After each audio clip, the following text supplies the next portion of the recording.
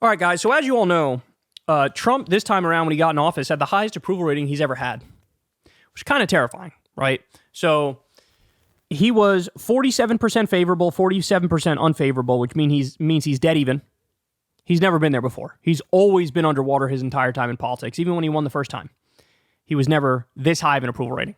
But one of the things I told you guys, and I'll stand by this, is that at some point in this term, I don't know when, he will drop to 35% or less. In fact, I'll go as far as to say he'll be somewhere in the 20s, 29%, something like that at some point in his term.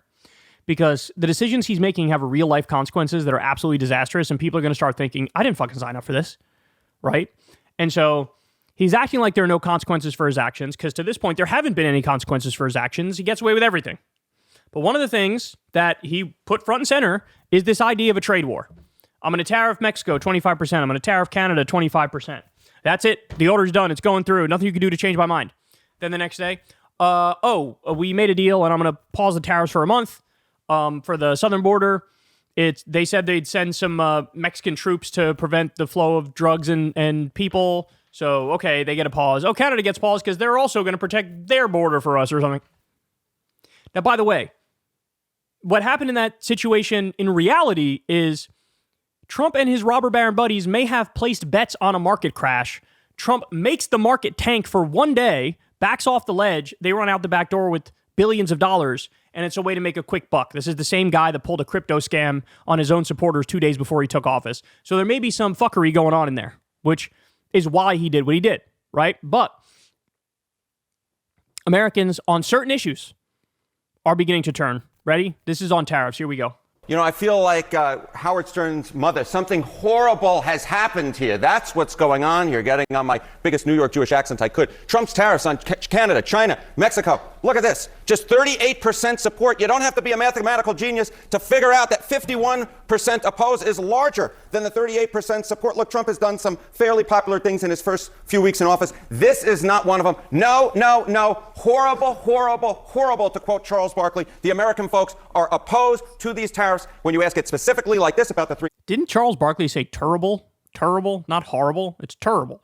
Countries, or if you ask it more vaguely about tariffs overall, they simply put, do not like it, Mr. It's interesting. Even with China in the question, Correct. People say that they are opposed to tariffs. The majority here, and there's not a majority on a lot of things these days. How about how Americans say they want to see Donald Trump focused in this first 100 days and whether tariffs should be a focus? You know, the two big focuses for Trump in the polling are immigration and the economy. Tariffs ain't it, my dear friend. Tariffs ain't it. Trump should focus on tariffs. In November of 2024, when Ipsos asked it was 1%. Look at what happened in December of 2024. It doubled, but to only 2%. When you double to only 2%, you know that the American people don't want Trump's focus to be here. They don't like it. They don't want his focus to be there. They want it to be on other issues. Are they paying attention? Do they notice that this is happening? Yeah, so the big question is, Trump has done a lot of things that are unpopular in the past, but the poll numbers haven't moved.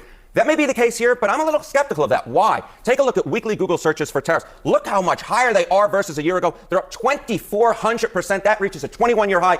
Folks are paying attention when there are more Google searches for that than for Taylor Swift, who almost always is in the top of Google searches. There were more Google searches for tariffs than Taylor Swift? Correct. In the past week, more Google searches for tariffs than for Taylor Swift. I never thought I'd see it happen, but American people are actually interested in tariffs in a negative fashion, it seems to be. Yeah, so if he does eventually do the tariffs, he's cooked. He's cooked. There's nothing he could do to prevent a complete and utter implosion of his numbers, because what those tariffs would lead to are catastrophic. An average increase of $850 for the average family when it comes to effectively taxes. You have to pay $850 more. The economy would contract by, I believe it was 0.4% or 0.04%, right? We would enter recession territory. It's effectively a tax, a 25% tax on every good that we import from these places. And we import a lot of things from these places. So if inflation was a key concern for people, and that's why they voted for Trump in the first place, they wanted the price of eggs to go down, as the saying goes, right? Then this would be, oh my God, everything got way more expensive, and people will feel crunched, right? And at that point, immediate 30-something% approval rating, maybe even lower. But then again, we literally don't know what he's going to do, because he just says everything at once and then acts erratically and then eventually settles on something, right? And in this instance, he threatened the tariffs, and then the concessions from Canada and Mexico weren't even concessions. They were things they were already going to do. But he spun it like it's all about the optics. Like, oh, I won. They gave me what I wanted, so I'll pause on it. It's all optics bullshit. It's all a show. And the people of MAGA were like, oh, the amazing Donald Trump has done it again. The art of the deal. The art of the deal. It's like, I don't know how to get through to you people if you don't read the fine print and actually understand what's going on. I don't know how to get through to you. I just don't know. But he put on the show. But hey, I'll say this. I would rather have him back off than actually follow through on the tariffs. Because if he follows through, oh man, that'd just be a disaster for the American people. A disaster for the American people. We're already experiencing the high egg prices because of bird flu. That's the other thing. Froze all the communications of all of our health agencies. They're not communicating with the public anymore. Well, guess what? We have avian flu breaking out all over the place, and you have all these birds that have to be culled. You have egg prices skyrocketed to like fucking $9. Like, I don't know, man. It's going to get bad. It's going to get bad. But this is one issue where the American people are not with him. And again, I think when you look at the chaos and what Elon's bringing and people's lives getting interrupted by the freeze on the federal spending, like when Medicaid was frozen for a day and all that stuff, that's going to fucking hurt. Head Start programs frozen still to this day in Washington State. They're dealing with that right now. That's going to hurt. It's going to hurt. So it's a matter of time, bro. It's a matter of time. This is very unsustainable at the rate that we're going here. Hey, y'all, do me a favor and like and subscribe. It helps out big time in the algorithm. Click the bell as well for notifications when videos drop. And watch that video on screen right now. You know you want to.